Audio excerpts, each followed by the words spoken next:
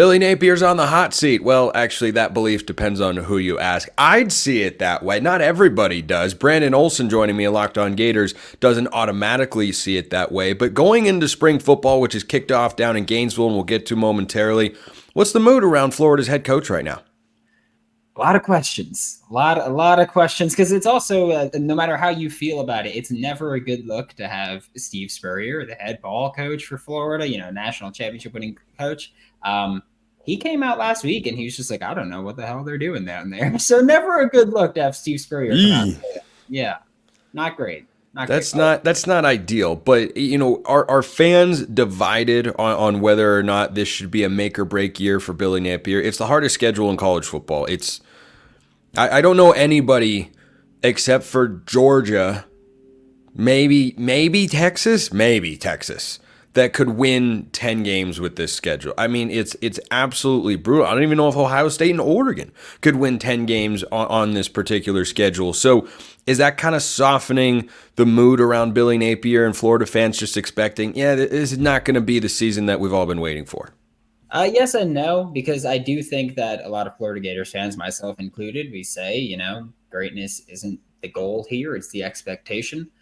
So no matter who's on the schedule, you should be able to win 10 games. But I think if you want to be the realistic side also, like that's where I'm torn, because the realistic side is looking at this roster, this coaching staff's capabilities to this point, this schedule, hard sell. I do think that he gets a little bit of leeway where if this was just an average schedule, we'd go, okay, you need to win 8 games or you're fired. But here, I think a lot of us are kind of, if you don't make a bowl game, you need to go. And I think that's how we have to kind of look at it.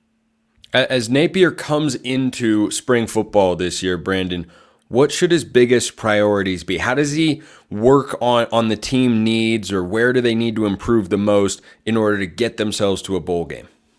I think for Billy Napier specifically, he needs to really focus on the offensive line, because the way that they've kind of shifted responsibilities on the coaching staff, they hired Ron Roberts to be the head coach of the defense. So he's handling all of the day-to-day. He's coaching the coaches. That's going to be his responsibility to figure out what that defense is. But for Billy Napier, your offensive line was atrocious last year. They had the second highest blown block rate in college football, or in the FBS. And you had a lot of shuffling pieces. One of your guards went to Florida State. One of your guards went to Nebraska. One of your tackles is now playing guard. You have a center returning. You have your left tackle returning. But you've got a lot of moving pieces here that you need to figure out on what was an atrocious offensive line last year. One of the reasons that they had to throw the ball so much was because they couldn't run the ball behind that offensive line. It was just bad throughout. So for Billy Napier, he needs to focus on offensive line play because, I mean, especially now he hired Jonathan DeCoster from the Cleveland Browns, who I spoke to Jedrick Wills, positive things about him. Spoke to Jamal Pettigrew, who used to play for LSU under Jonathan DeCoster, positive things, but hired a guy with 1 year of on-field coaching experience to be an on-field coach at Florida. This isn't a job where you kind of get your big break. This is the job where you've been established and do that. And Billy Napier continued that trend. But on the offensive side of the ball, you need to figure out the line. You have a lot of money invested there and no results from 2023. How much better do you think they can be? I mean, it sounds like they had one of the worst offensive lines in the SEC last year. Can they be in the middle of the pack? I do think you can get to the middle of the pack. You brought in Brandon Crenshaw-Dixon, who from San Diego State, who's finally trying to make that step to Power 4 football. And I do think he can do that. I like this film a lot. Looking at on the interior, you have a lot of young guys that can make that step. Damian George, who was your starting right tackle and is moving to guard. I think he's a better guard. I think a lot of people said that when he came over from Alabama, but injuries and everything forced him to play tackle still. So we'll see him play there, and I do think he'll play well. Jake Slaughter is one of the best returning centers in football.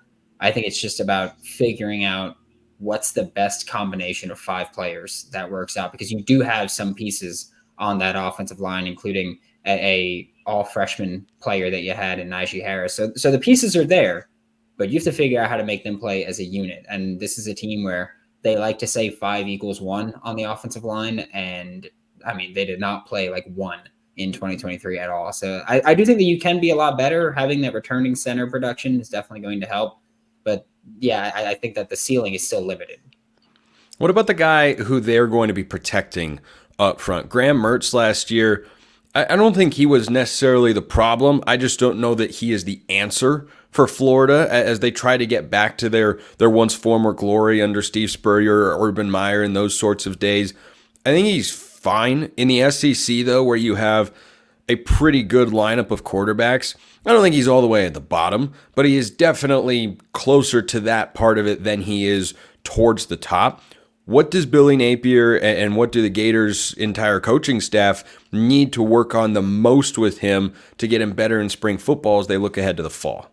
I think one of the big things is getting rid of the ball quicker and taking deep shots. Those are probably the two biggest things that I would say, because he had a fantastic completion percentage, but one of the shortest average depth of targets in college football last year. He really just checked down Charlie'd it the entire year. And yards after the catch are great. But you need to make teams respect a deep ball. It'll open up your passing game underneath. It'll open up your run game. And getting rid of the ball, there were far too many times where Graham Mertz took a sack where, again, the offensive line, get it, they were bad, but you could throw the ball away. You can try to step up and scramble a little bit and try to just minimize your loss there. But far too many times, Graham Mertz would take a sack and then you're in 2nd and 17, 3rd and 14, and it's really hard to convert those frequently. So I do think that that's mainly the big area that you got to step up with Graham Mertz. I think having him back for year 2 in this offense does give you a massive boost to have a returning starting quarterback when you play a schedule where there's not a ton of that. So you have kind of that advantage I would expect. And history shows that when QBs get their year 2 in an offense, they tend to take a pretty big jump. So we're going to hope that he can do that. Again, I just need you to be above average, keep the offense on schedule, and don't shoot yourself in the foot. What about defensively? When I first watched the Gators play last year, and Brandon is praying to the heavens for those of you listening on podcasts here. When I first saw Florida play last year, the very first play was a backup quarterback in Bryson Barnes throwing a 70-yard touchdown. Defensively, is Florida going to be good enough? Well, I don't know if they'll be good enough, but I know you can't be worse than what we saw. That was just absolutely terrible. That's what my family and I call aim low and achieve right there. That's the title of our group text with the 4 of us, my brother and my parents. Aim low and achieve. Is that where Florida's defense is at? I think so. I do think that they'll be considerably improved from what we saw last season. I think that you lost Princely Umanmielen, and obviously it's not great to lose a future NFL edge rusher.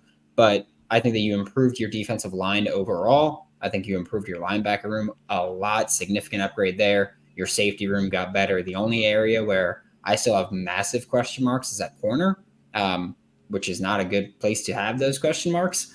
But I think that you've improved throughout your team. And when you look at the missed tackles, those should be cut down significantly. Generating a pass rush as a unit would be nice instead of just Princely or blitz or nothing. So I do think that this defense will be better.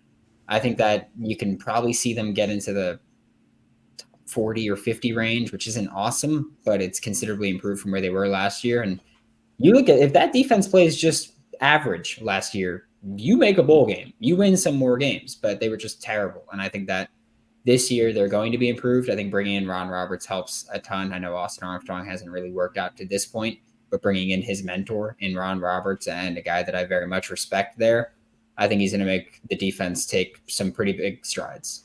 Brandon Olsen, Locked On Gators. Check him out on YouTube and wherever you're listening to your podcasts if you want daily Florida Gators content. Brandon, great to have you by, as always, talking some Gator spring football.